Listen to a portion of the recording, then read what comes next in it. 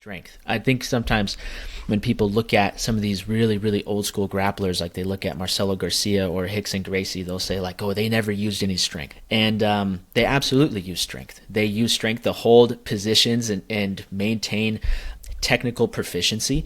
If they didn't use any strength, they would be a sleeping bag with a bunch of organs and bones in it.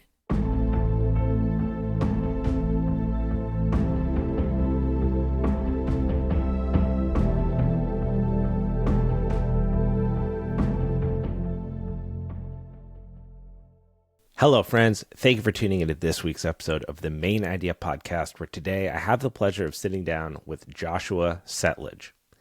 If you want to see this show grow in 2024 and hear from more incredible guests, please take 30 seconds and leave a 5-star review on Apple or Spotify. It is so easy to do. And if you enjoy the visual content, subscribe to the YouTube channel. The other way that you can support the show is by simply sharing it with someone who loves jiu-jitsu, strength and conditioning, and human performance. Joshua Settlage is a Brazilian jiu-jitsu practitioner, certified strength and conditioning specialist, and founder of the Strength Matrix, which you can find in the show notes. When Josh isn't coaching his athletes, he creates quality content on social media and YouTube to help grapplers perform at their best. To support this show, please check out the sponsors in the show notes. And ladies and gentlemen, without further ado, Joshua Settlage. Well, Josh, I'm so stoked to get you on the podcast. I think this is going to be one of those episodes that just absolutely hits with the listeners, given both of our backgrounds and your experience with jiu-jitsu and wrestling and everything like that. So I really appreciate you taking the time out of your day and joining me. Thanks for having me on the show, Abe. I've been looking forward to it. I've been seeing your posts and have listened to some of your other shows, and you've been doing some amazing stuff. Well, I really do appreciate that. There will be, beforehand, there will be an intro, talks a little bit about your credentials and everything that you do. But I kind of want to hear, maybe in your own words, what positions you as kind of an authority in terms of strength and conditioning as it pertains to wrestling, to jiu-jitsu, and why should people be interested in things that you have to say, as I am? Yeah, for sure. I really just love jiu-jitsu, and I wrestled before I did jiu-jitsu. I wasn't good enough to wrestle in college by any means, so jiu-jitsu was kind of the next extension. And I'm a giant meathead. I've been studying strength and conditioning for years, and in a lot of ways, I think I have loved strength training and anything related to enhancing athletic performance for a much longer period of time than I've been doing jiu-jitsu. And one thing that was interesting about starting jiu-jitsu 7 years ago was I assumed that coming from a wrestling background where strength and conditioning is pretty prevalent. I'm not saying that all of the wrestling strength and conditioning methods are great. There's a lot of improvement that could be had. But coming into jiu-jitsu, I was honestly shocked that there was hardly any voices or hardly any great resources of information on how to specifically get stronger, how to become more explosive, how to drastically decrease your risk of injury through some strength and conditioning methods as it relates to jiu-jitsu. At the time, I'm not sure how long you've been training, Abe, but I'd imagine you've been training for a while. It didn't seem like that long ago people were still saying that getting stronger was going to make your jiu-jitsu worse, which is like the silliest thing I've ever heard. Dumb.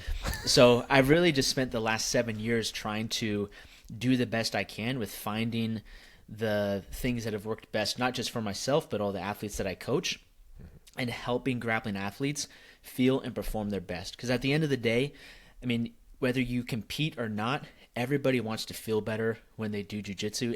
No one likes going to jiu-jitsu when their neck is just aching and just like banged up all the time. No one likes feeling gassed out at open mat. And we all want to be able to perform our best. So my hope for this conversation is that by the end of this hour or 2 hours or however long I have the pleasure of talking with you, that the listeners are able to get some practical tips on how they can feel and perform their best. Yeah, it's interesting you say that about just the general landscape of strength and conditioning and jiu-jitsu. So I started in a little bit after you in 2019, and I was coming from an Olympic weightlifting competitive background and then a lifetime as a skier. But strength and conditioning has been my career for the better part of 12 years. And I was a little surprised too. I mean, I came across people like Chad Wesley Smith kind of early on, and he had some really great content about that. Phil Daru had some really good content where he was actually piecing together, like, I've worked with these guys. This is what I'm doing. Here's some things to think about. But to your point, I mean, it really is kind of an empty landscape given how many people are actually involved in this. I mean, tons of people are doing jiu-jitsu, and so many people look at it as their form of exercise, which is totally understandable. But the reducing the risk of injury has to be respected, because if you're putting your body through that ringer all the time and you're not doing anything on the outside to cater for it, you're kind of just on a one-way track to, eventually sustaining an injury, which sets us all back. When you look back to like your time in wrestling, the honest reflection of like, I wasn't competitive enough to continue down that track, to pursue like D1 scholarship type stuff. What were you noticing was like the difference between where you were at with your wrestling, your strength levels, your conditioning levels, and some of those other kind of top tier athletes that you saw then go on and do that as their career? That's a great question. Honestly, the biggest thing was I wasn't wrestling enough. Like, I freaking loved lifting weights and getting stronger and getting jacked. I was all up into CrossFit for the longest time in high school, and for a period of time I was competing in CrossFit and trying to do wrestling. So I just didn't take wrestling serious enough. All the guys that would smoke me in wrestling wrestled year round, and they did nothing else. And even though, like, when it came to conditioning after practice, or when we would do these contests as a team on who could do the most pull-ups, who could run the fastest mile, who could, do all this stuff, I'd perform really well in all of those quote-unquote fitness tests. But then when it came time to do challenge matches, I was usually the guy that was getting beat. So I think it really just came down to, I found a love for training off the mat much more enjoyable and spent way more time doing that. And ultimately, the guys that found probably an equal love but for training on the mat, they were just better. And so that's the biggest thing I've noticed, is that, the more time you spend in specializing something, you are going to be able to outperform guys who aren't specializing in that thing. So I think at the end of the day, that was really just the biggest thing. I wasn't wrestling enough, which is fine with me. Yeah, it's the specificity of it. It becomes a challenge. Like I was talking with, who did I have this conversation with? Definitely Joel Jameson, and I touched on it, where like, because his whole thing is conditioning, right? I mean, it's like the godfather of conditioning specific training. And if you want to be the best mixed martial artist in the world, you got to spar. You got to do, drilling specific to the positions. You got to do your wrestling. You need to do your striking. You need to do your strength and conditioning. But he joked that like, you become aware that you're the least, or Chad Smith said this actually, that you're the least important person in that, coach in that person's life, because they have to be doing the sport. So being someone that puts out such valuable content around strength and conditioning specific to martial arts and grappling, do you battle this? Like, that it's not like a one size fits all thing. There's not 3 best exercises for jiu-jitsu, but at the same time, to market effectively and share these messages with people, you do have to cater to that system a little bit. So do you ever feel pulled in 2 directions when you're creating content and you're creating messages for your audience? I do feel pulled in 2 directions, and I probably have this internal conversation with myself every single day, because I'll look at, like, okay, how can jiu-jitsu athletes feel and perform their best, and kind of working down, like, okay, they got to be able to recover. If they're stronger, they're going to be able to apply more force, and all of their submissions, they're going to be more physically resilient to handle forces applied to them, which will decrease the risk of injury. So I think about all these things, and then when you try to like package it in like a perfect way, and it's like, okay, just do these things, the very next day you'll see something that either contradicts that or maybe adds a little bit of context, where it's like, well, maybe you shouldn't only squat, bench, and deadlift. Maybe you should Right. rotate. Okay, all right, well, we'll squat, bench, deadlift, and rotate. Okay, maybe you don't need to use a barbell. Maybe you could use this. Okay, we'll squat, bench, deadlift with a barbell, we'll rotate, and we'll use this other piece of equipment. And so over the years, I've found that it's actually very similar to jiu-jitsu. Someone who's just starting jiu-jitsu may learn, like, okay, a couple attacks from close guard, a really, really, really good, like, back take, and then they'll learn one takedown. And then they're like, okay, as a white belt, I know these positions. I got a mean close guard. I got some good sweeps. I got one takedown. And if I get to the back, I'm going to do all right. but then some college wrestler comes in and just cooks him. And then it really opens their eyes to like, okay, there isn't just one way of doing things. I probably need to be a little bit more receptive to some of these other ideas that could be beneficial. So when it comes down to me making content, as much as I hated math in school, the best thing I learned from taking all those math classes was the idea of proofs. And proofs are basically like laws in math that can never be broken. So two parallel lines will never cross. And so I honestly just try to find proofs that I could use for strength and conditioning in the context of jiu-jitsu. So no one ever got injured because they were too strong. That's a proof. No one ever lost a match because they were too strong. Now, there are definitely times where people are very, very strong, but they have a deficit in conditioning. Okay, now we can kind of have that conversation and work on those things. Right. So when it comes to making content and trying to educate the jiu-jitsu community, I try to always go back to like, what are the irrefutable proofs about athleticism that we can develop? And then we can start talking a little bit more about, okay, how are we going to use specific exercises to address those? How are we going to, debate whether or not this piece of equipment is better than this piece of equipment? Because ultimately, no exercise or workout or training program is going to be good or bad. It's all a matter of being appropriate or inappropriate based on that athlete's needs. So for you, Definitely. You came from an Olympic weightlifting background, and I have made a lot of videos about how much I don't think the snatch and clean and jerk are great for grapplers, mostly because I would probably agree with you.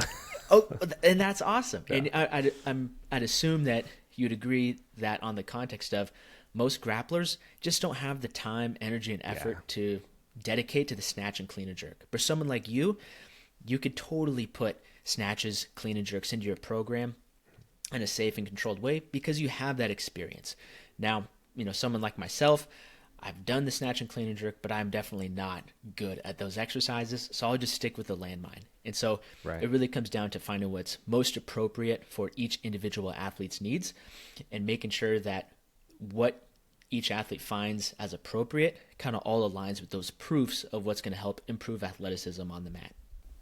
Yeah, it's so important and challenging in this day and age to find quality insights and quality coaching from people, because if you're, to be honest, if you're in a position where you can't afford a one-on-one session with a strength and conditioning coach who's knowledgeable, or maybe that's not offered in your area at the level that it should be, that's a real life situation for a lot of people. And there are people that are doing jiu-jitsu at the same time. And so how do you sift through all this information?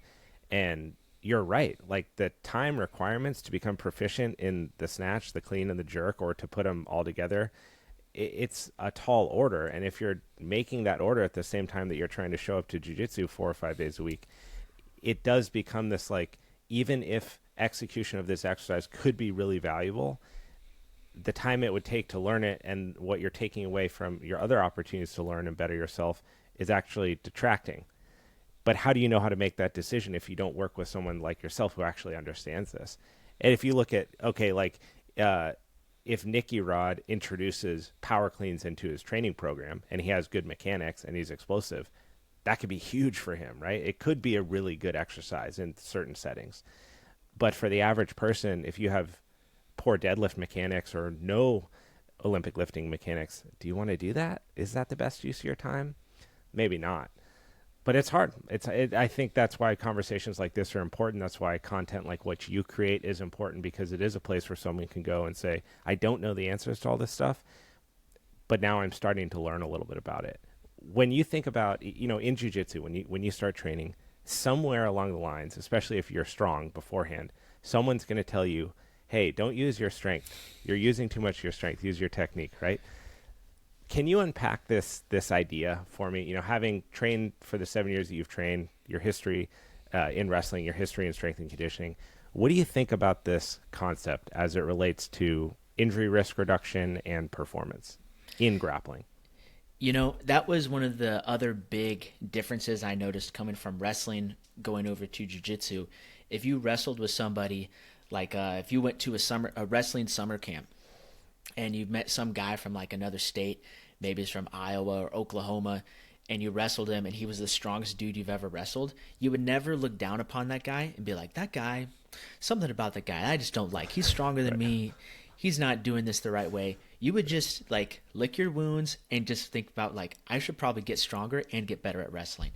In jiu-jitsu, when I moved over to jiu-jitsu, it was really weird hearing from people like, oh, you don't want to use strength with this. It's all about technique. Don't use any strength. It's like, I think what you're saying is like, just don't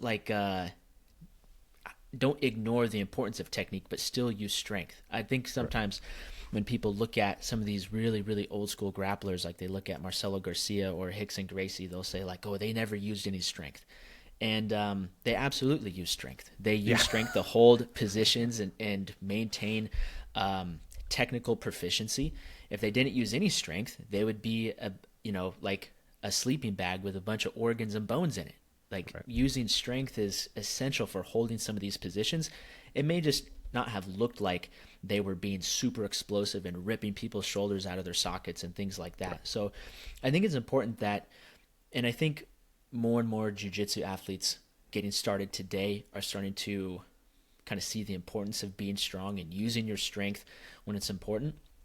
But as long as you're not kind of rushing through some of the important details of a position and just kind of overcompensating with strength, I don't think there's anything wrong with using your strength. I mean, most people should use their strength.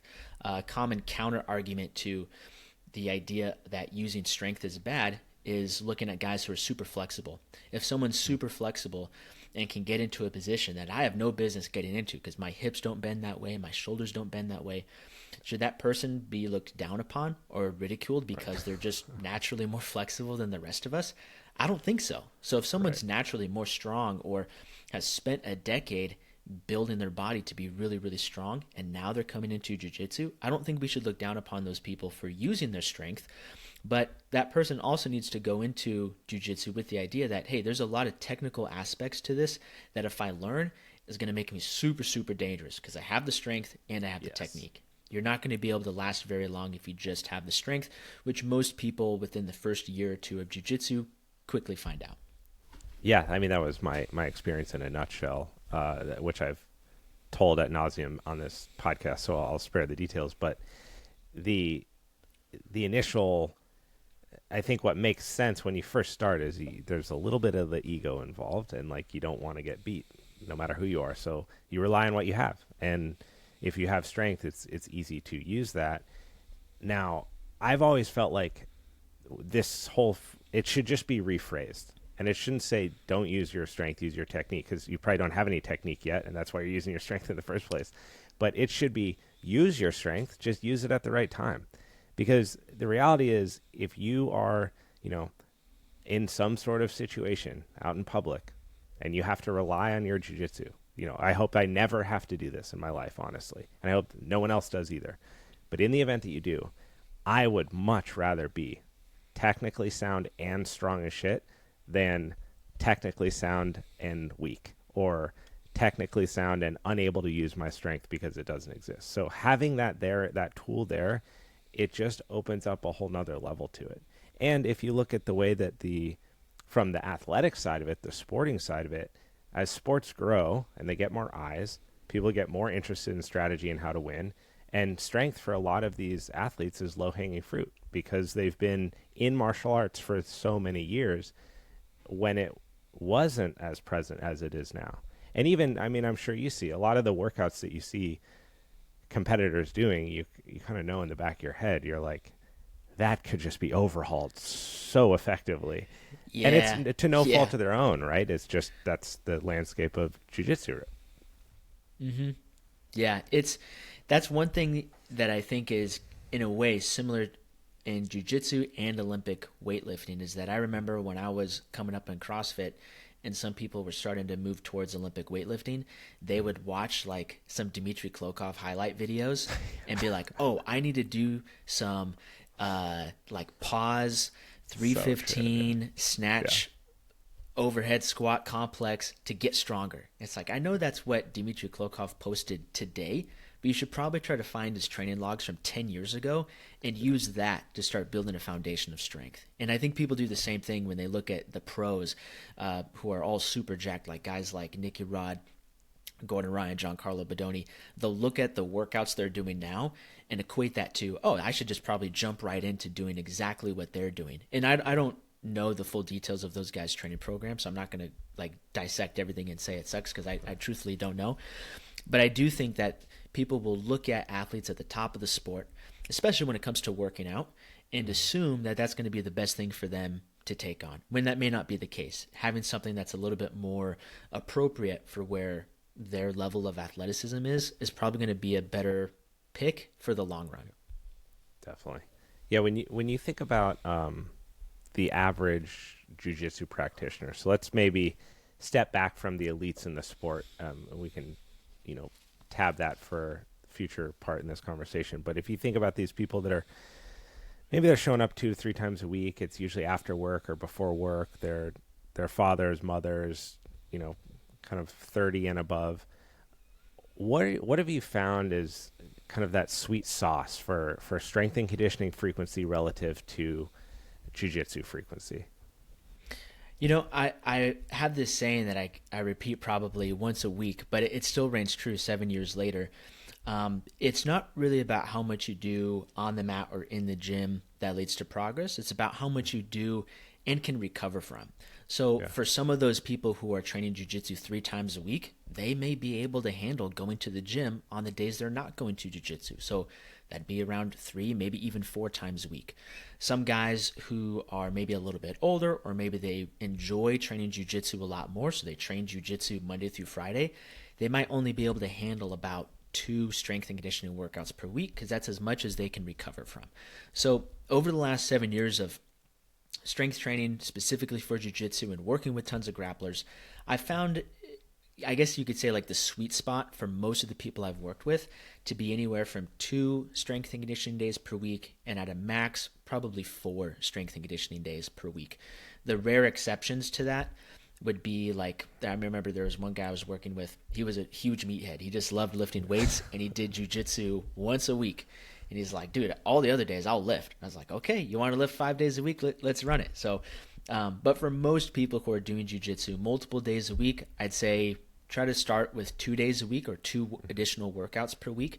If you feel like that you're able to recover effectively, it's not having a huge negative impact on your ability to have good, productive jiu-jitsu sessions, go ahead and throw in a 3rd day and then run that for a few weeks, maybe even upwards of 2 months.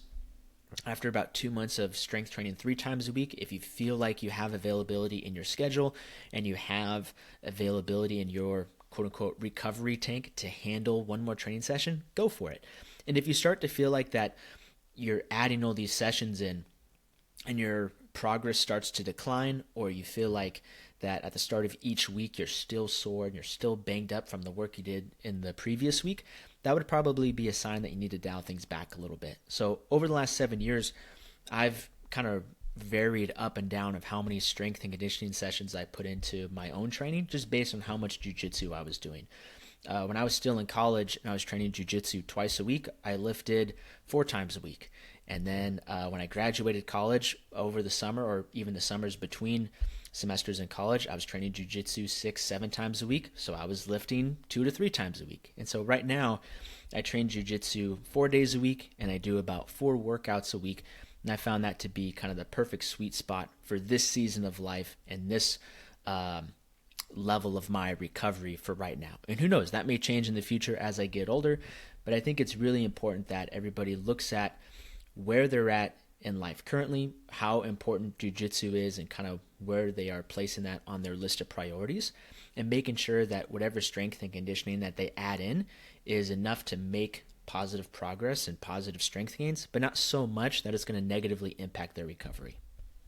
So you had mentioned this idea of like a recovery tank, which I think conceptually works well. That it's kind of like how is your body able to go into the next thing relative to the things that were done beforehand.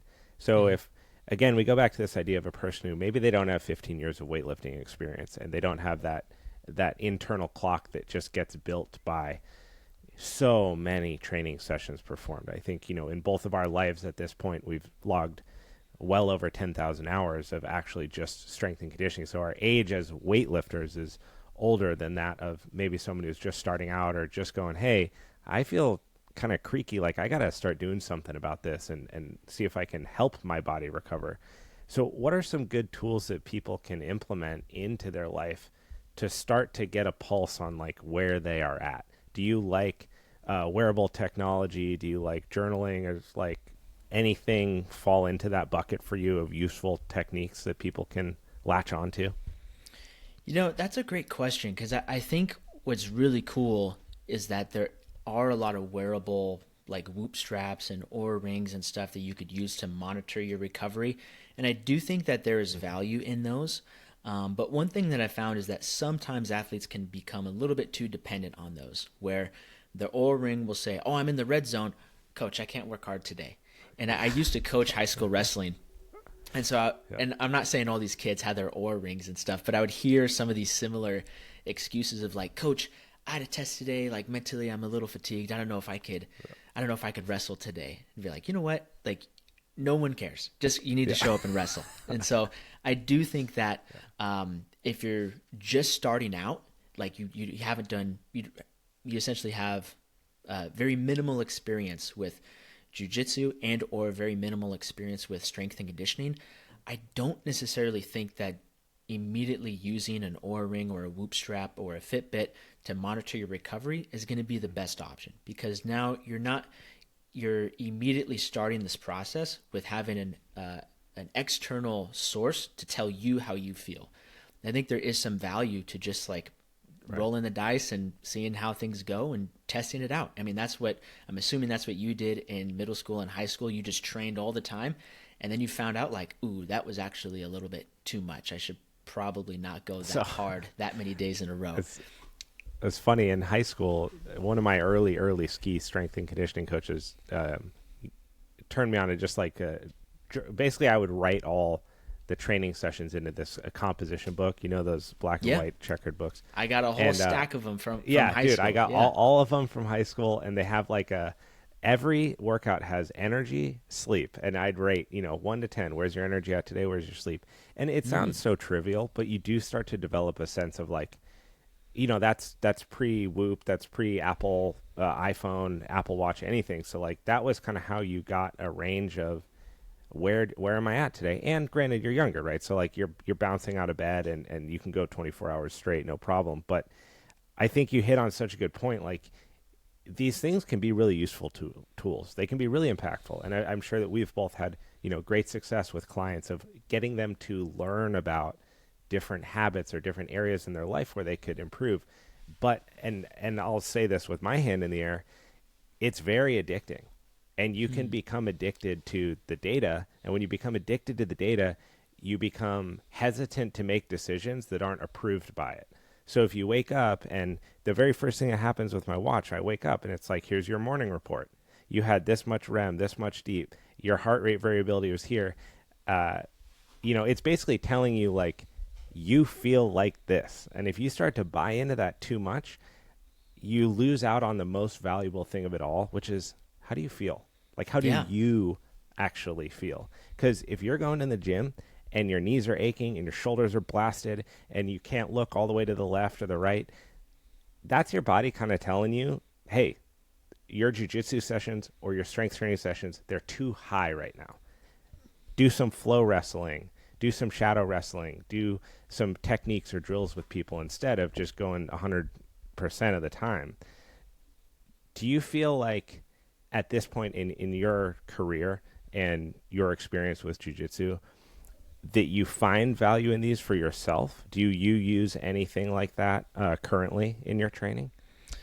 I use a blood oximeter.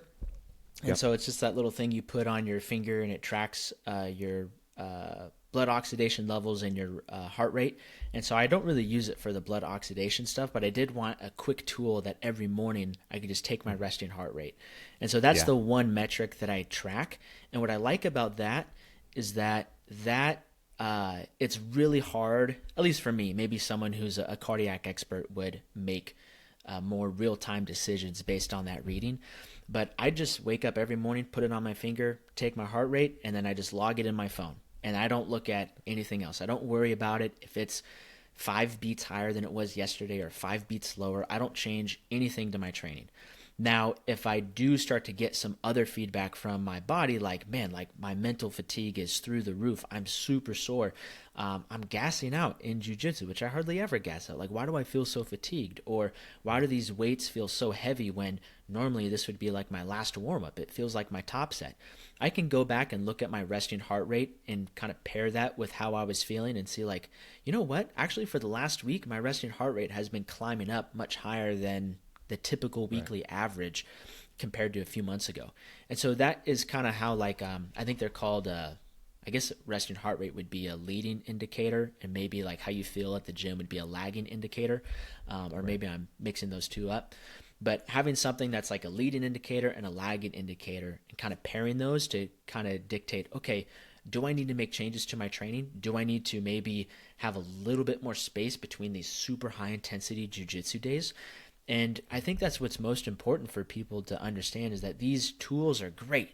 Like, they're awesome. And I'm with you, man. Like, if you show me like a spreadsheet with all the, readiness scores and all that stuff is awesome. And it's super fun, but it can become a little bit of a crutch.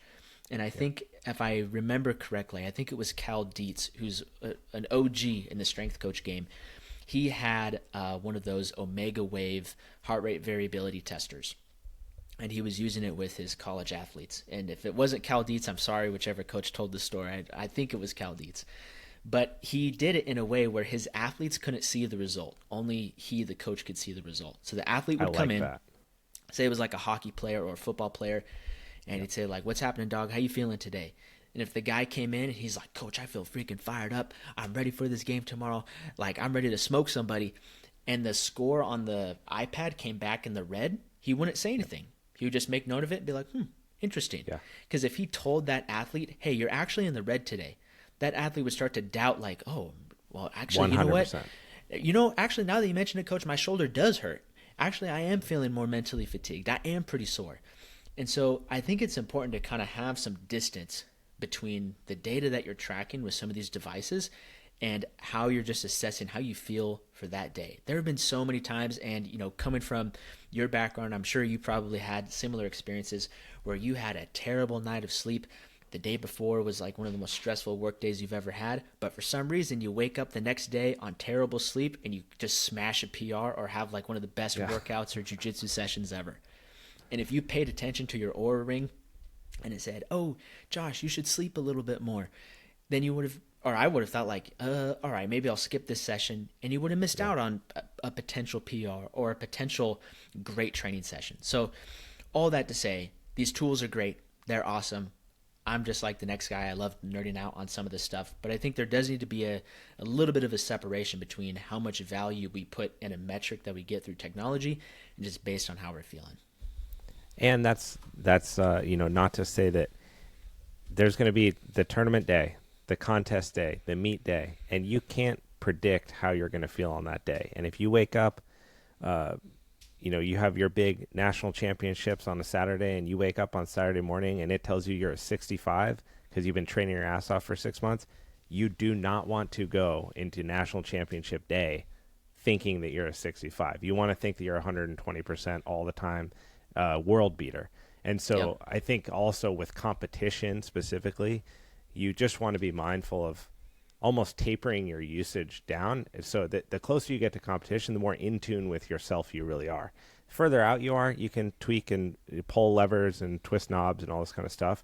But that mindset has to be so dialed on that day, because you're right. Some days, dude, you come in on no sleep and you have the best day of your life and you don't know why. And that's just because the body is complicated. And as much as we like to think that we understand it to the degree that we do, there's a lot that we don't know and a lot that doesn't make sense.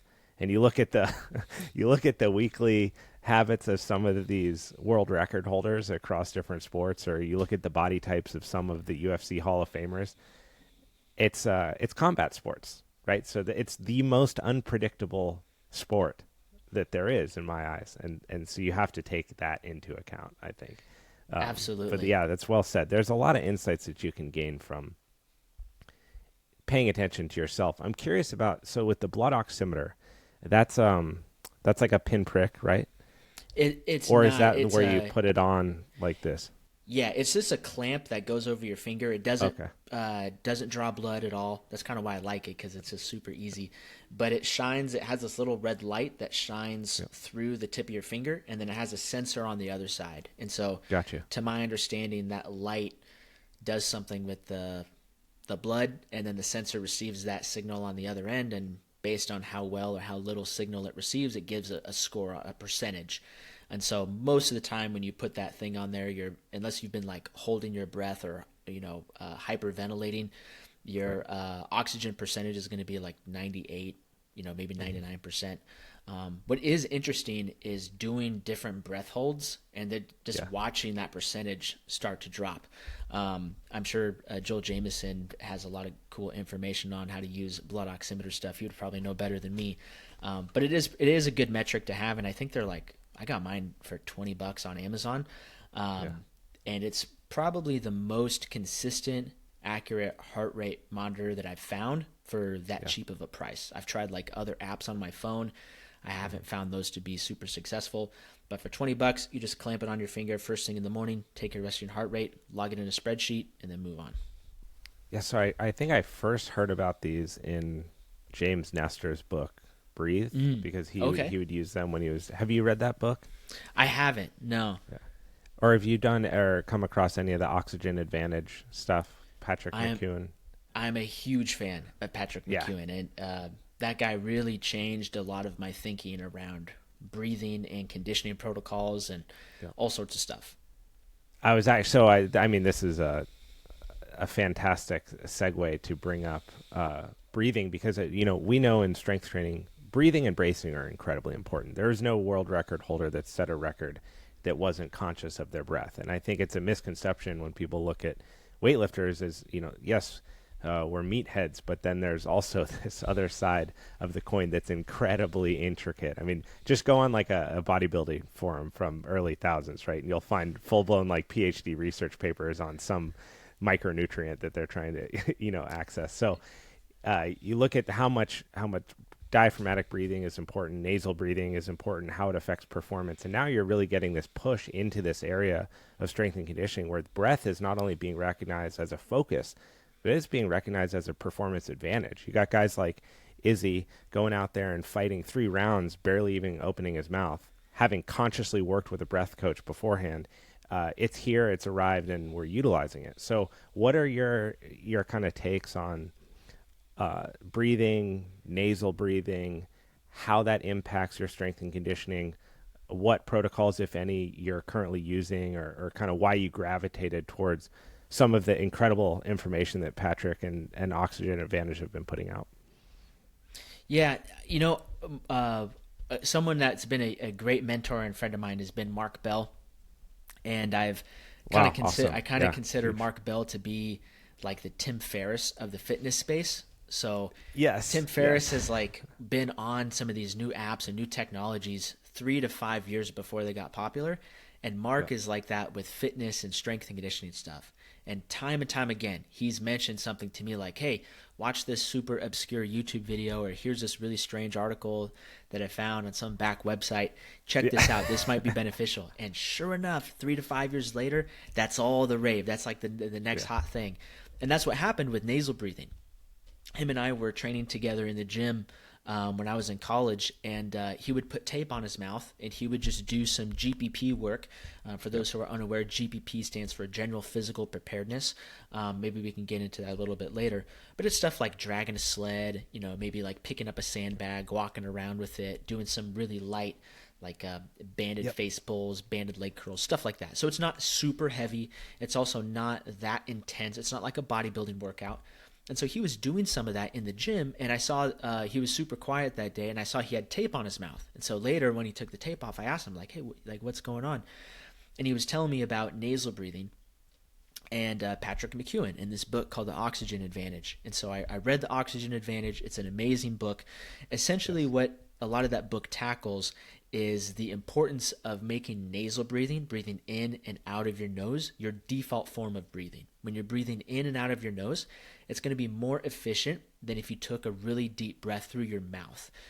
It's also going to help improve the deliverability of oxygen to your muscles by allowing you to just not only breathe more efficiently, but also prolong the period of time that you hit your blood lactate threshold. So your blood lactate threshold, you can almost think of it as like RPMs in a car. If you're below your blood lactate threshold, you're doing good. You may like feel like you're working, you're rolling hard at jiu-jitsu, but you haven't like gassed out.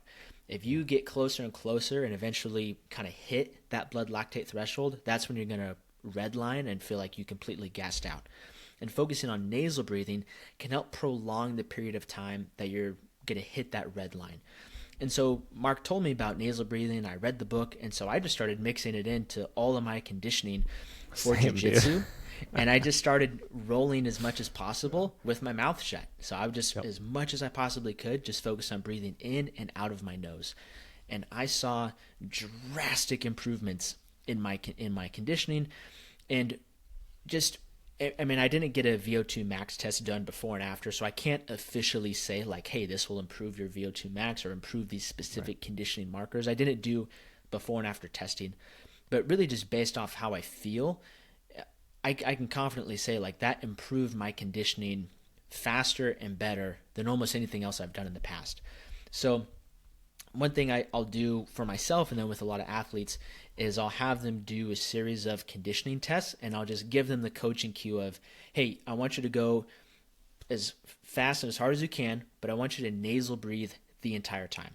If at any point you start to feel like you have to breathe out through your mouth or breathe in and out through your mouth, I want you to slow down and get back to nasal breathing. So one sample test that I'll have some athletes do when I first start working with them is to get on a Concept 2 rower and row 500 meters and just row as fast as you can, but breathe in and out of your nose. And then we kind of take those times, and then we'll use those as metrics for, okay, if we can improve how quickly you can row 500 meters, recover on a 1-to-1 work-to-rest ratio. So, for example, if it takes you 2 minutes to nasal breathe and row 500 meters, you'll rest 2 minutes, and we'll repeat that 3 times. And then we'll implement some other conditioning strategies throughout the training camp. And then when we retest, we want to make sure that those average 500 meter times gradually start to decrease. And some of that stuff can be due to like, okay, they're getting more efficient in their rowing stroke and their rowing form, and that'll happen. But the other big cue that I give them is, hey, when you're doing your drilling and technique work at jiu-jitsu, just try to focus on nasal breathing the entire time. And when you start rolling, it's going to be tough, but try to nasal breathe as much as possible, or at least be conscious of it. There are going to be things that you do on the mat where you do have to be explosive or you do have to scramble, and nasal breathing may not be the best form of breathing. While you're trying to scramble to someone's back, you may actually have to exhale out of your mouth, and that's okay. But once you settle into a position, try to get back to nasal breathing as quickly as you can, because that's going to drastically help improve your ability to not hit your blood lactate threshold or not gas out as quickly. Yeah, I think the nasal breathing stuff has been incredible. I read that. I know that you would love this book, Breathe, by James Nestor. He's I'll check it out. I'll check it out. Scientist, yeah, a journalist. You would love it. But when I first came across it, I just said, "There's no way you can do that." I was like, "You can't run and breathe through your nose." I couldn't believe that at that time in my life, I didn't know that one, people were doing that. Two, they were doing it at elite levels, and then it was also trickling into other sports. And I was like, wait, what? So I actually started, this was in the pandemic, I put a weight vest on and I would just walk around my neighborhood one lap. And the first time that I did that, it was hard. Like it was such a shift for me. My nose, had been so underused, my nasal passageway for years. It was all congested. I had issues. It was very hard. And over a 3-year period, I've gotten to a place where I do my best regulator of intensity in jiu-jitsu is taping my mouth shut. It forces me into a submaximal level. And I utilized this recently because I had a neck injury and I was getting out of PT. So I was finishing up like week 6, 7 of PT and reintegrating into sport. And I needed a way to make sure that even when I was like feeling good and ready to go, I wasn't letting myself go outside of that safe threshold. And so I would tape my mouth shut in jiu-jitsu, and it forces you to stay at a level that's below a specific exertion. It also takes communication with your training partner, saying, hey, like I'm coming back from an injury. I'm trying not to be at an 11 out of 10.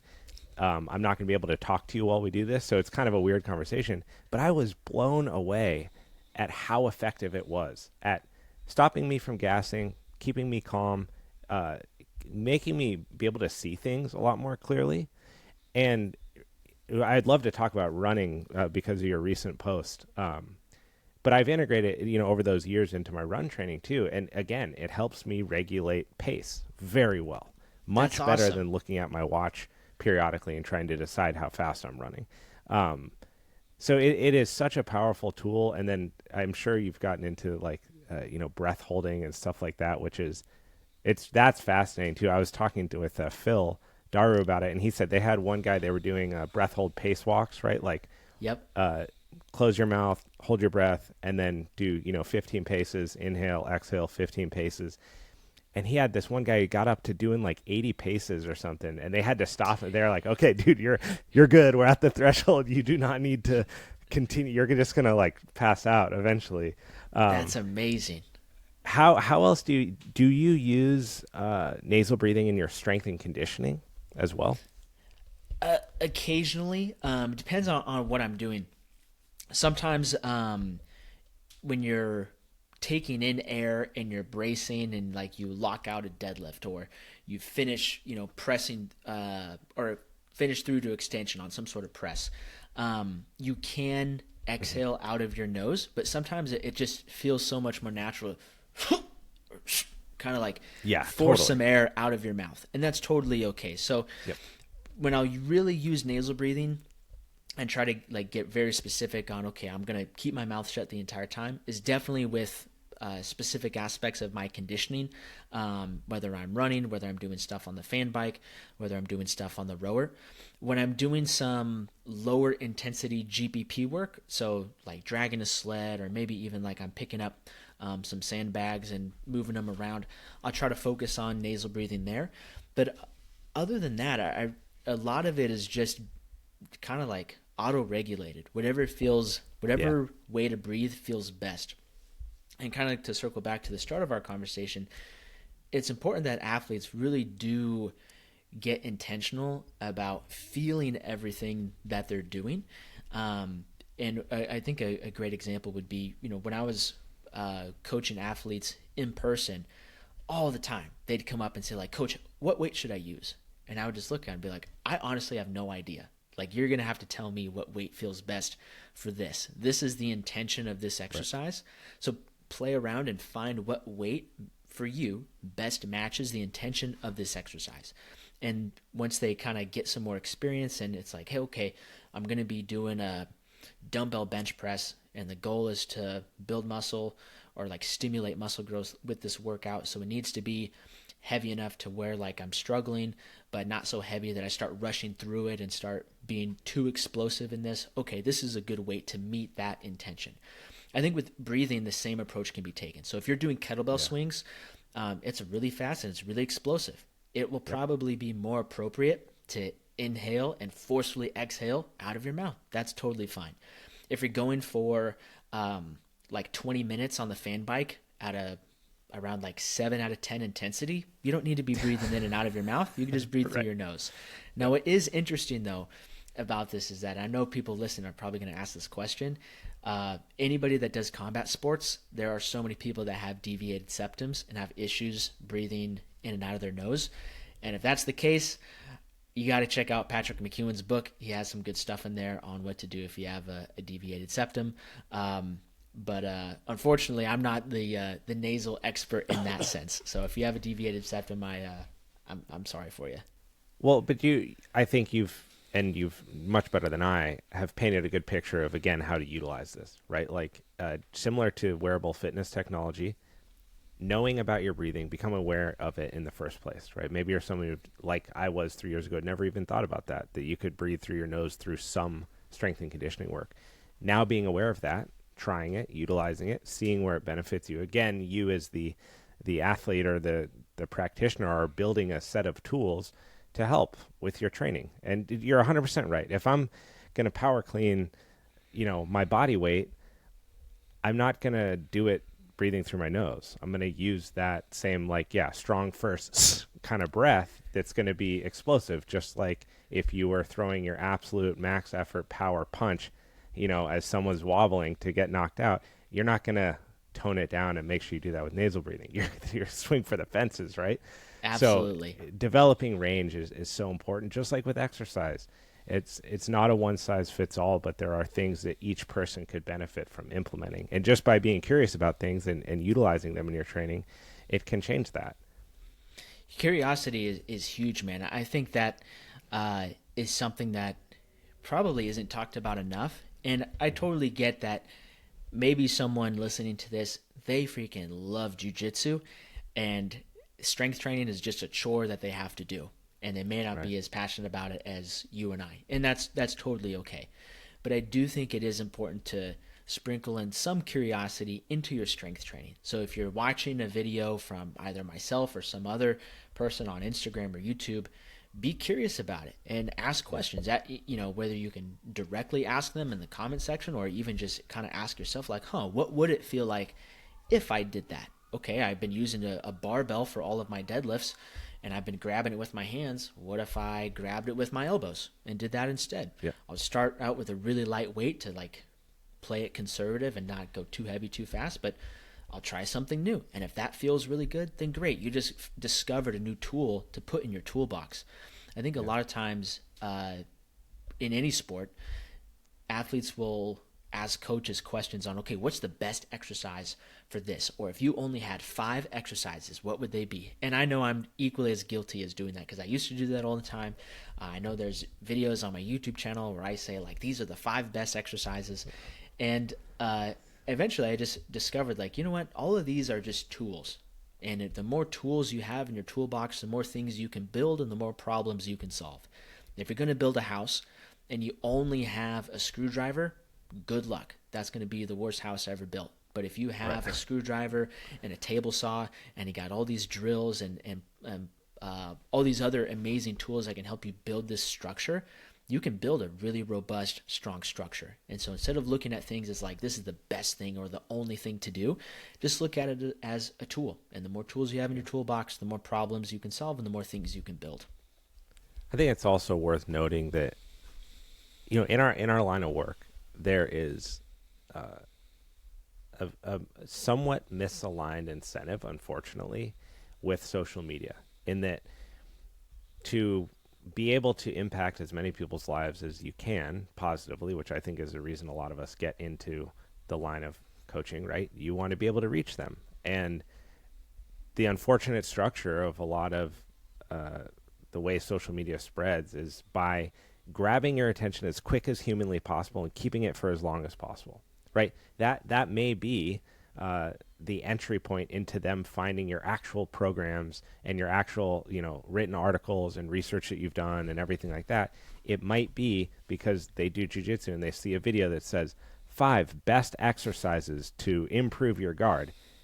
And that's a lot more intriguing than 45-minute seminar on exercises that may or may not help you depending on your starting point, and a few other things that you could throw in if your recovery is that's just not the way information travels. And so we all kind of have to take a step back and be like, yes, in the medium of Instagram or in the medium of TikTok or Snapchat or something, it is set up such that this is how things are delivered most effectively.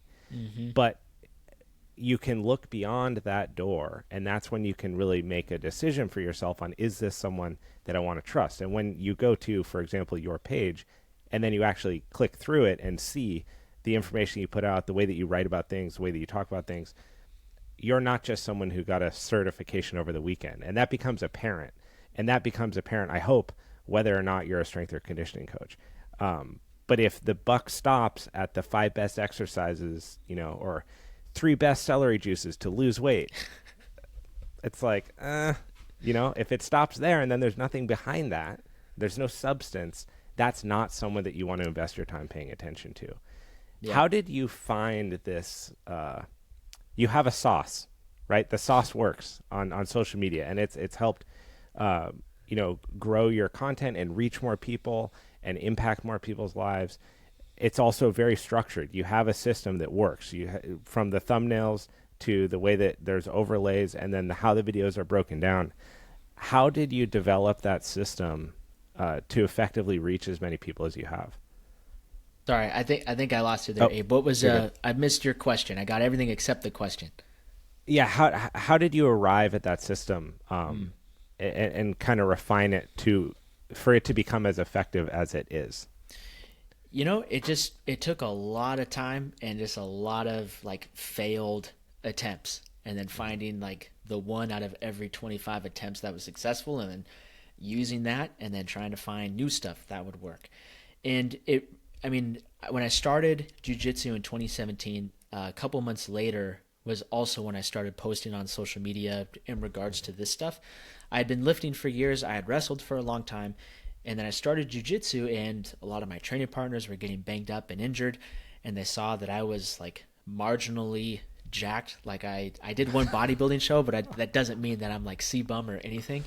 Right. But I was just in better shape than most of my training partners. And I wasn't really complaining about being hurt all the time. And so a lot of the inspiration of how I got started was just like, man, I keep answering the exact same question over and over and over.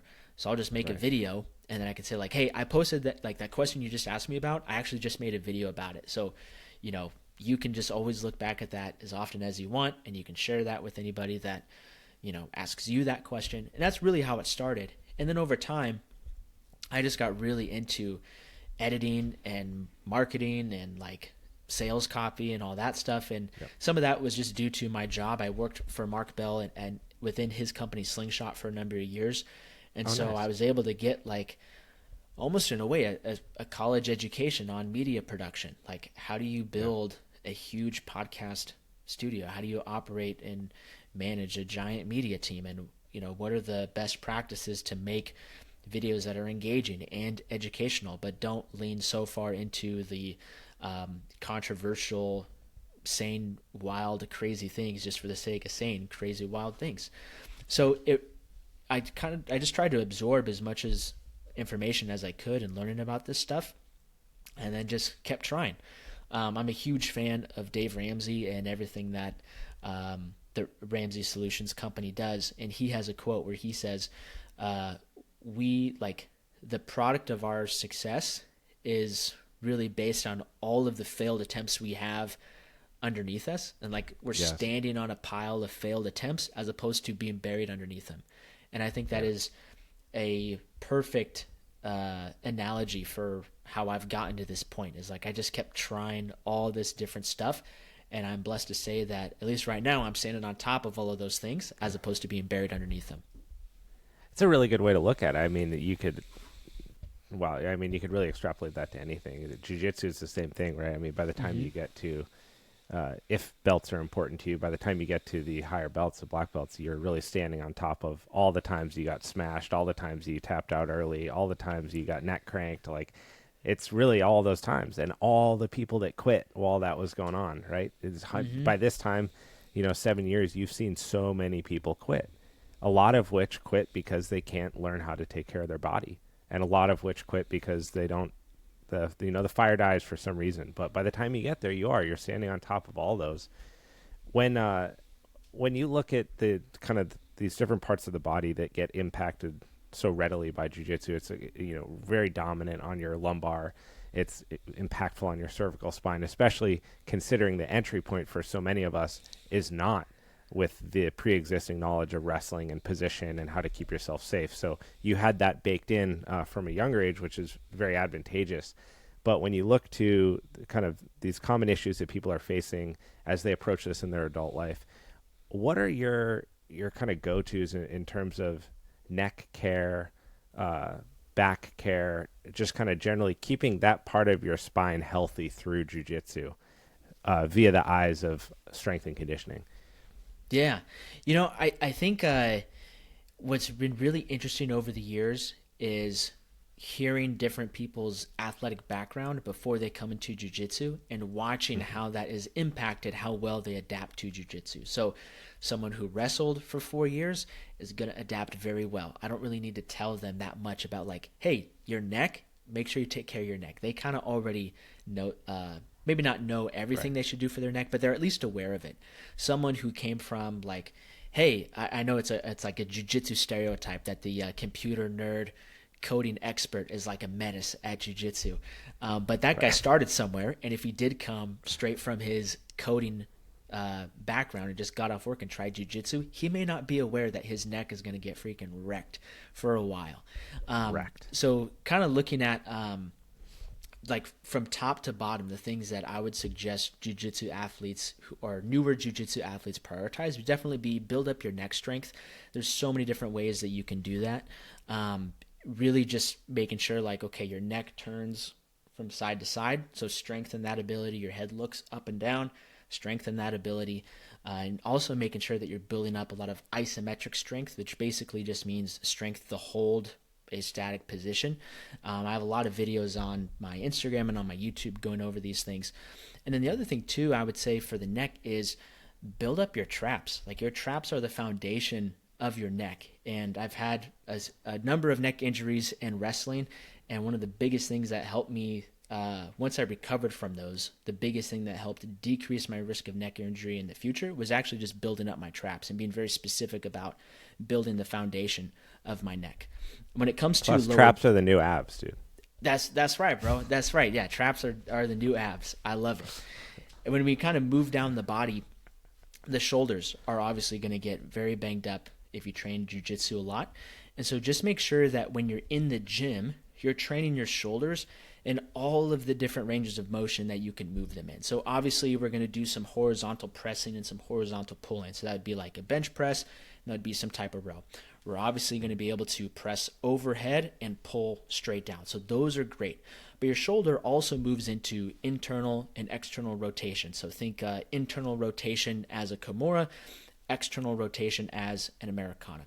Your shoulder also is going to be taking on some of these forces at all of these different angles. And so it's important that you don't just stick with the main meathead movements, which would be pushing and pulling forwards and backwards and pushing and pulling up and down. You got to make sure that you're building capacity and strength in your shoulder and all these different other ranges of motion. And there are a lot of great resources for this stuff. There's shoulder controlled articular rotations. Mike, I think I'm saying his last name correctly, Piernacki or Dr. Kickass on Instagram. Pikarski, there we go. He has some amazing videos on stuff for the shoulder and stuff for the neck. Actually, he has great stuff for the entire body. So you can look at some of his videos on how to, do some of these controlled articular rotation movements. The elbows are going to get banged up a lot in jiu-jitsu, as well as, and to some extent, like your fingers and your hands.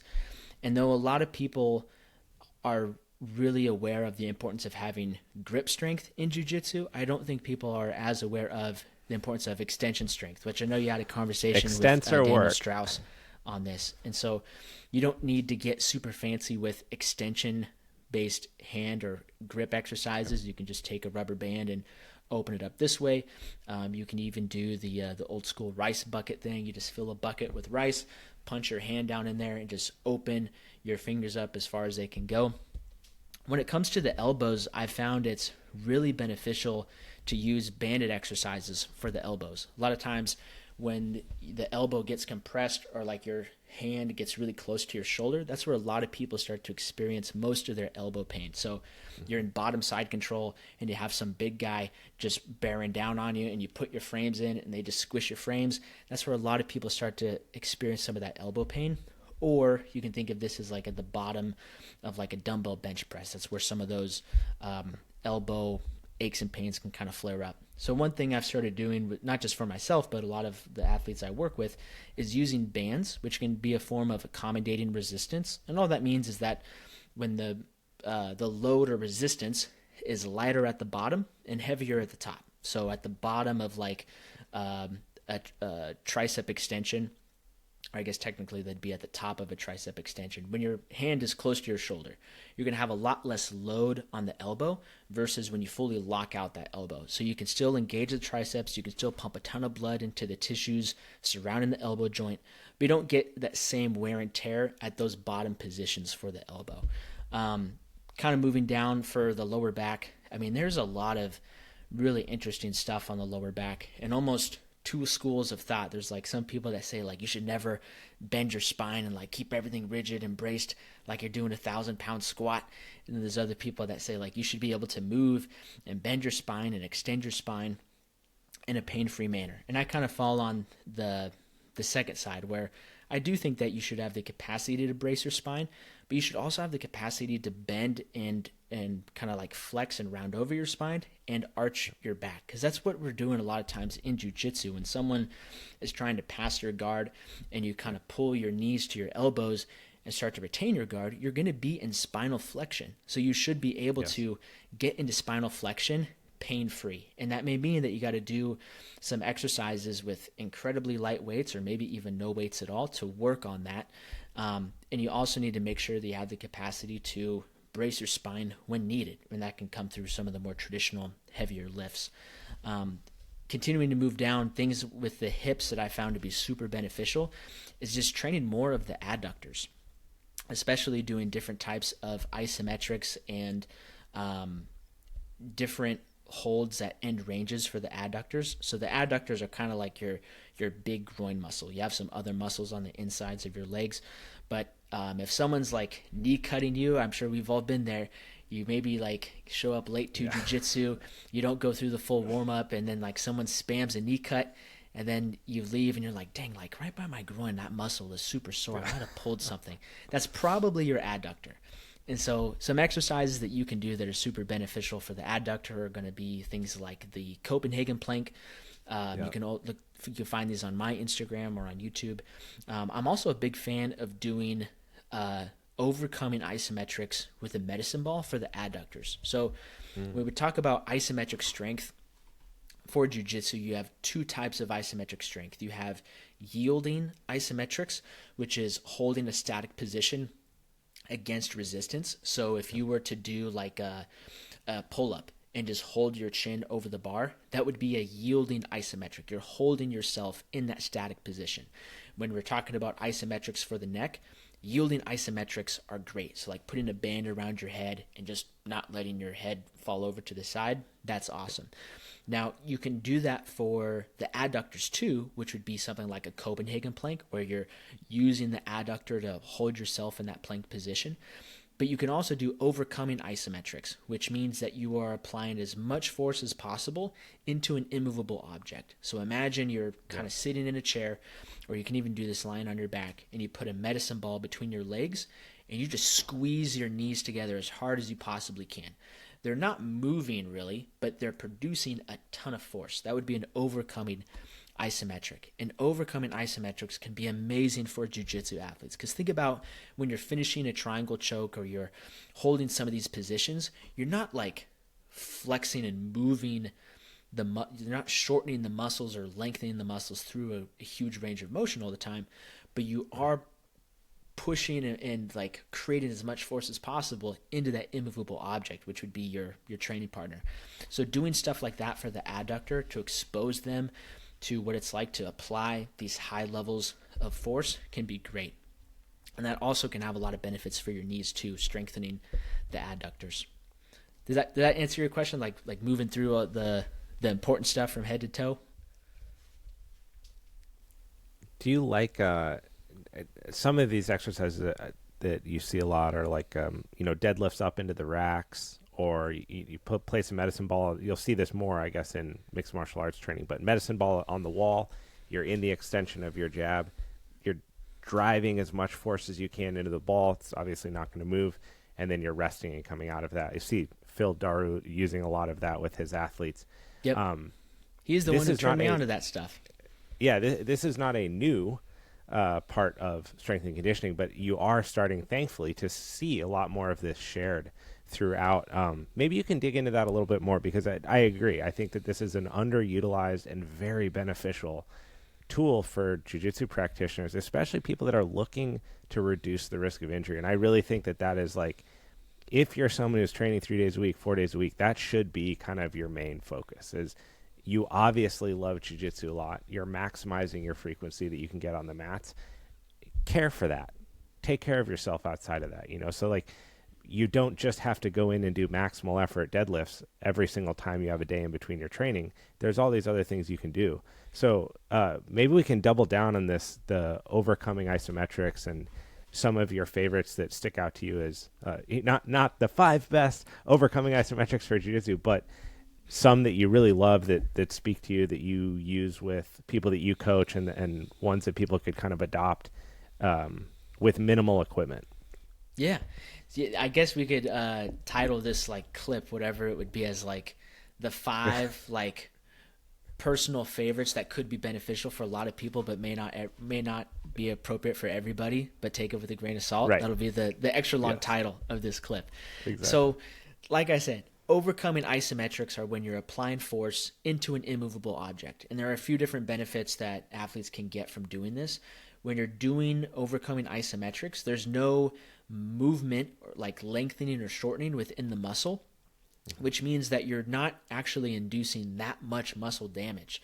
So you can get a really high stimulus of like creating tons and tons of force without much muscle movement, which means that you're actually able to recover quite a bit faster from some of those exercises, as opposed to doing like a super heavy, deep ass to grass squat.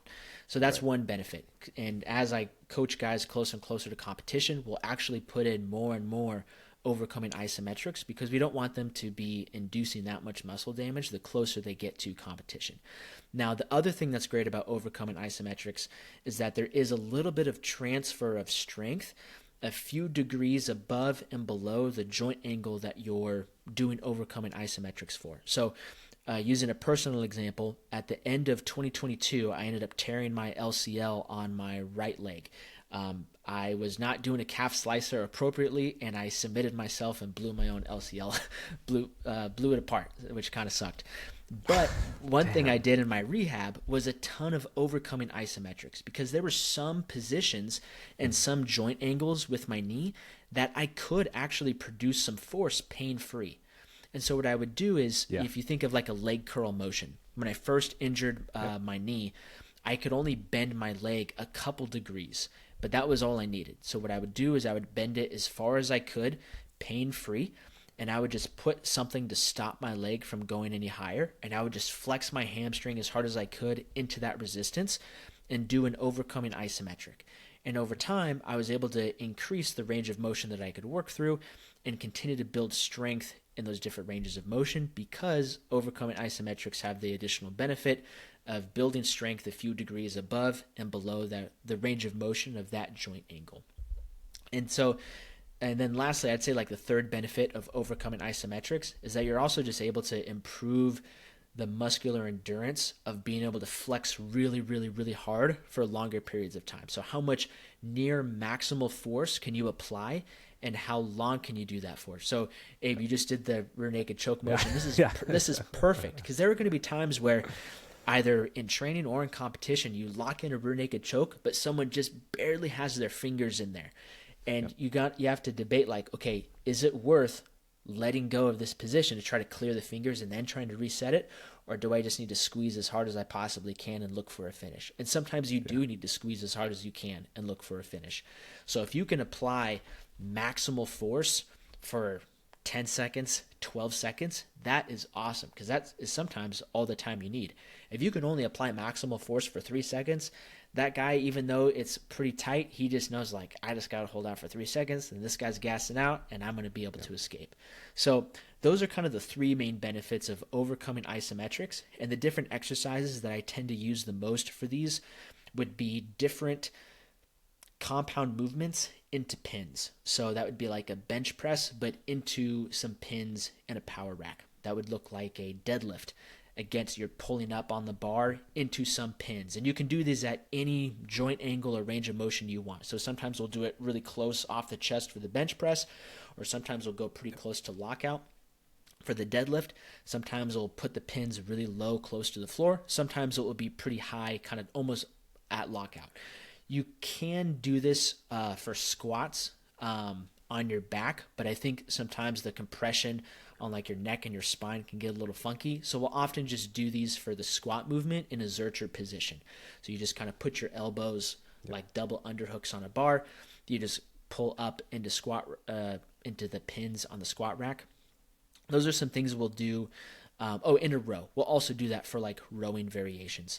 If you're going to do overcoming isometrics with a rowing variation, it's really important that you have some form of chest support, because it's really hard to create maximal force if you don't have something to kind of like pull against. So make sure you have like a bench or something in front of your chest so you really can engage all the muscles of your back as hard as possible. Then we'll also use medicine balls a lot for these. So you can do like different sort of choke positions, like a rear naked choke or a short choke. There was a training cycle where my boys and I, we would superset guillotine chokes and sandbag carries. That was pretty fun. So with the medicine ball, you can kind of replicate some of these positions that you're using in jiu-jitsu for the upper body. Then for the lower body, just think about all the different ways you would squeeze someone with your legs in jiu-jitsu. So there are going to be times where you're going to squeeze someone between both of your knees. So just put the medicine ball between both of your knees and just squeeze that mug as hard as you can. Yeah. You could also do different things where you put the medicine ball kind of under your butt and pull your heel into the medicine ball as hard as you can. So you're almost performing like a leg curl motion against the medicine ball. As far as how many sets and reps and how long to do it for, I typically start athletes out with 2 to 4 sets, because it can be pretty intense if you're not used to doing it. Like if you're really putting everything you can into these overcoming isometrics, it can be pretty intense. And so we'll do 2 to 4 working sets to start out, and I usually coach athletes to ramp up to max intensity. So if I say like 2 to 4 sets of 10 seconds, that means the first 5 seconds you're going to ramp up to maximum intensity, and then you're going to hold that maximum intensity for the last 5 seconds. There are some benefits to kind of like jumping on and like going from 0 to 100 and producing maximum force, but I think for most people and most grappling athletes, it's probably not necessary. So just taking you can almost call it like the ramp up method. If you're going to squeeze something, ramp up to max intensity and then put that squeeze on as hard as you can. And the other, you hit on this earlier, but just to reiterate, because I think it's a really, really important point when it comes to these exercises, is these are causing less total stress to the muscle fibers themselves and giving you a big payout. So there's a reason that, these are utilized within safe ranges of motion in rehabilitation, post-surgery, coming back from ACL, MCL, rotator cuff. They're safe in that setting, and if they're safe and effective in that setting, they're going to be safe and effective in a safe setting where you're not coming back from the injury. And that's why these are such bang for your buck exercises for practitioners, because you are getting throttled in training. So if you're getting throttled in training and then you're going and you're destroying your body and your strength and conditioning and you're getting back, this is a vicious cycle that maybe it doesn't catch up for a year, maybe it doesn't catch up for 3 years, but it will catch up eventually. And so this gives an opportunity to do these exercises that Josh is talking about, which are extremely effective and by no means easy. These are hard, right? Like you do these exercises, they are hard and not, quote, fun, but they're not causing stress on the muscle tissue the way that other concentric, eccentric exercises do. So it's another tool to add in there where you can really level up your training and do something that's sport specific and safe. And these are things that you feel on the mats.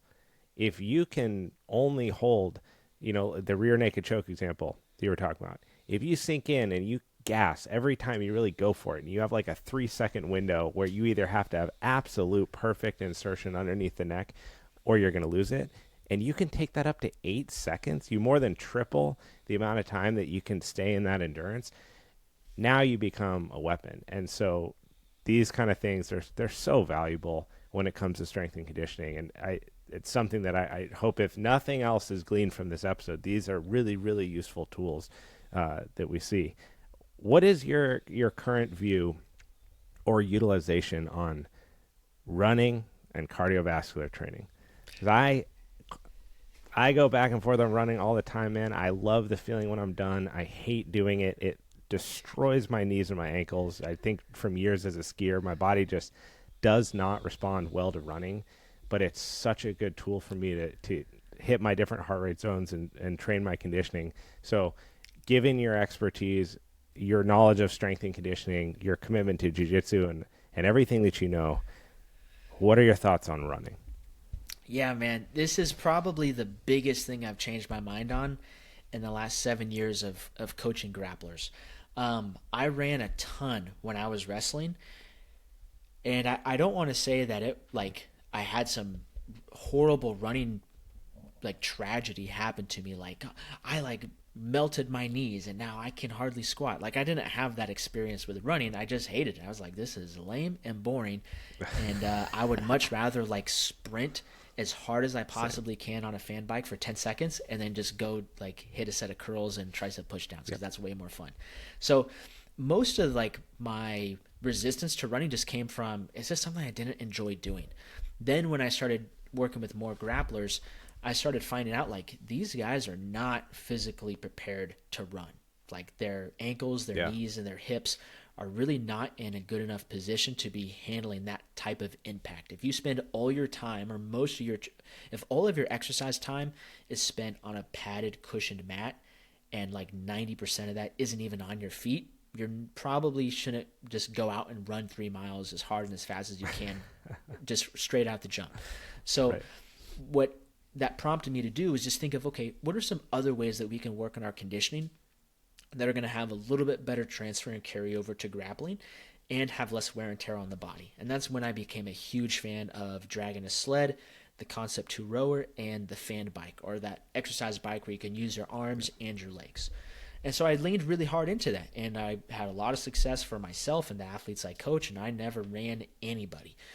And then I had made some posts about running because people would ask like, hey, like, do you think I should go for a recovery run? Which that to me is just ridiculous. Like, in my opinion, there's really no such thing as a recovery run because if you're going to go run, that's a training session. So if your goal is to recover, you might as well just lay on the couch and relax and like watch a movie as Play opposed some to FIFA. go. Yeah, exactly. Yeah. Like if the goal is to recover, actually recover. If the goal is to work on your conditioning, go work on your conditioning. Don't try to pair the two together. That's just my own. I'll get off my soapbox on that front. No, stay there. I support it. Awesome. So people would ask me these questions on Instagram, like, "Hey, what are your thoughts on a recovery run and all this stuff?" Or like, "Should I do road work? Boxers do road work. MMA fighters do road work." And so I was getting so many of these questions, I really started to lean into like being anti-running. Like running is the worst thing, worst form of conditioning for grapplers. And there are a couple key reasons why I leaned into that. One, if you're training jiu-jitsu multiple times per week, that's really going to be your biggest base of conditioning. The best thing you can do to improve your grappling cardio is to do more grappling. The other thing is that I don't know how many people in jiu-jitsu run in a straight line. So if we're going to be spending 2 hours a week running in a straight line, I think there are probably some better things that we can do for our conditioning that are going to be a little bit more specific to grappling. And then additionally, if you are going to run, you have to make sure that the tissues of your ankles, knees, and hips are all prepared for running. And for most grapplers, they're not physically prepared for that. And so I'd make these posts and I'd go really hard in the paint against running. And then one guy messaged me. He had basically said like, yeah, bro, I see your point, but to be honest, like, I love running because I don't need any equipment and I'm super busy. And to work on my conditioning when I can't make it to jiu-jitsu, all I got to do is just lace up my shoes and just go run. And when he said that, I was like, damn, I think he's right. And so it left me pretty shook. And so at the time, some other people that I'm friends with had been running and like, not necessarily running hard and super competitively, but we're just like mixing it into their training. So I figured, okay, I'm going to give this a try. I'm going to run twice a week for a few months and just see what happens. And so I started running twice a week and just, rolled the dice and see how things went. And it did take a little bit of time for my ankles and my knees to adjust to that type of impact because I hadn't ran in so long. But I was able to do a couple things, like a couple mobility drills and a couple things in the gym to help kind of get over that hurdle of being physically prepared for running. And it was awesome. I actually ended up really enjoying it. And I do think that for a lot of grapplers, running may not be the best thing to jump into right away and push really, really hard. But I don't think it's the worst thing ever anymore. And so currently I still run twice a week for about 30 to 60 minutes, depending on the day. People ask about how long, or, how far do you run and how hard do you run?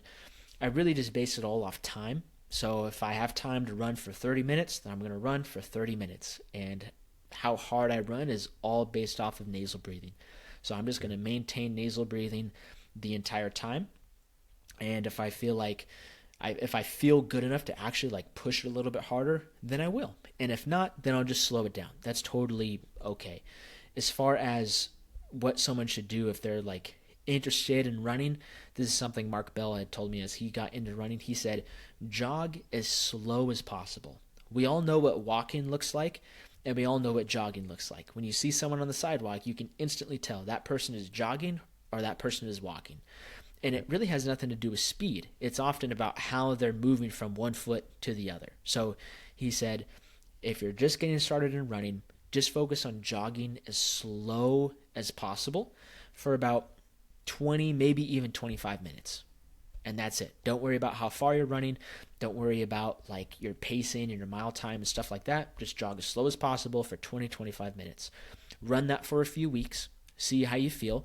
And if at the 25-minute mark on like week 4 or 5, if you feel really good and want to push it to 30 minutes, then go for it. You could totally do that. And that's the exact same approach I took. So I kind of started out with running in 20-minute chunks. Now I've kind of worked up to about once a week. I'll go for about a 45, 60-minute run. But I'm not married to it. So if I have an opportunity to go to the gym instead of run, I will 10 out of 10 times go to the gym instead. But I have been mixing it into my own training. It has been helping my conditioning a little bit. I haven't done hardly any fan bike or rowing conditioning. Actually, I take that back. I have done a few sessions, but instead of doing, 1 or 2 fan bike or rowing conditioning sessions per week in the gym, I'm just able to get in 1 or 2 runs per week and kind of save on some time. I have found that, like I mentioned, I track my resting heart rate. I have found that running has been a huge benefit for decreasing my overall resting heart rate. Before I started running, I wasn't doing a ton of zone 2 cardio work, but I was still training jiu-jitsu fairly often, and my resting heart rate averaged around 60, maybe 63. And then last week, I think all of last week, it was at 49, and I started running maybe 6-8 months ago. So it's not like Lance Armstrong's resting heart rate, but for me, I'll take that as improvement. But you hit on a good point. It's the versatility, right? Like you can be traveling, you can be in a city that's not your own, and you might not have gym access, and you can get on the trail and run. And there's a skew of listeners that some may be on the I'm thinking about running side. Some might be more along where you and I are at, and some are on the I want to use running as a tool to actually program conditioning. And one thing that is nice about running, similar to a concept rower and air bike, is that it provides you a steady track to regulate your intensity. So if you go on a high school track and run, you're not going to get a change in elevation. You're not going to get a pothole. You're just going to get left turns, right? So if you're at zone 2 and you need to push into zone 3 for 4 minutes, it's very easy to auto-regulate your intensity by yourself. Whereas you're 100% right, to improve conditioning for wrestling or jiu-jitsu, you have to wrestle in jiu-jitsu. But if your partner decides to ramp you up into zone 3 and you have to scramble to meet that, now you lose a little bit of that control. So if you're programming your conditioning, running can be such a valuable tool because of that. On the flip side, like you mentioned, your joints, you just have to give them extra care, because the hip flexion and forced hip flexion of jiu-jitsu doesn't lead to the most beautiful, wonderful hips that are happy all the time. And then you add in running and poor mechanics, which most of us have, and it compounds that. So I feel like with everything, it's, a double-edged sword. But it's crazy, the resting heart rate thing. I noticed the same exact thing, because I was resistant to running for a long time. I implemented it almost identical to how you did. It was like 20 minutes became 2 days at about roughly the same, and then now some longer runs. But what it does to your recovery, your resting heart rate, is really impressive. And as you alluded to in the beginning of the episode, that's a very important marker for where your body is and your conditioning. So it's like the forever horrible relationship of love-hate with the easiest form of cardiovascular training for anyone to adopt. Oh yeah. Yeah, that's the weird thing too is like I think for some people running, like their love for running just comes from the simplicity of it. And then for other people, I think their hate for running comes from the simplicity of it. And that's like for me, I was like, I need something more stimulating. Like I need to like really hunker down on that fan bike and just start gangstering out, as opposed to just, doing my run down the sidewalk. And not to be a total masochist too, but I think with running, I am someone who doesn't, originally a while ago hated the monotony of it, right? But then my brother, who was a cross country runner in high school, we were very different in our sports endeavors. He was like, "Dude, just start running without music," and I was like, "Oh my God, you're gonna take away the one thing that I have when I'm running and fucking make me suffer more? Are you out of your mind?" And I did, and I was like, oh wow, now there's something like cathartic to this, and there's that mental benefit. Like if you're someone who, it sounds like we are, who doesn't love it out the gate, getting yourself to go do that is like, I think there's some psychological benefit to that. You're putting yourself a little bit outside your comfort zone, and you're disconnecting from everything. So there's like, to what degree that's effective, I don't know, but that's something that I've gravitated towards, that I've started to, I don't want to use the word like, because that's crazy to put in the same sentence as running, but it does make me hate it less, is that there's this psychological win that's happening as a result of getting yourself to go do it. I feel you on that. I won't admit to like being in love with running, but I'll tolerate it for sure. Yeah. Awesome. Well, Josh, man, we cruised. I really appreciate you taking the time to jump on here. A lot of really good insights and great perspective, non-dogmatic perspective on how people can adopt different principles and implement it into their training to help them perform on the mats or wherever they find themselves. So I really appreciate you jumping on here and taking the time. Thank you so much, Abe. Yeah, this has been a pleasure. We should run it back sometime. 100% we will. Hey friends, Abe here. Thank you so much for tuning into this episode and sticking around to the very end. If you want to support it, leave a 5-star review on Spotify or check out www.maynideapodcast.com, join the mailing list, and stay up to date on all things The Mayn Idea, from future guests, sponsorship opportunities, products that I'm using to help me perform at my best, invites to ask me anything, and any upcoming pertinent information to the show. I cannot do this show without you. It is literally why I show up each week and put these episodes together. So thank you from the bottom of my heart from being part of the community. I hope you have a great day.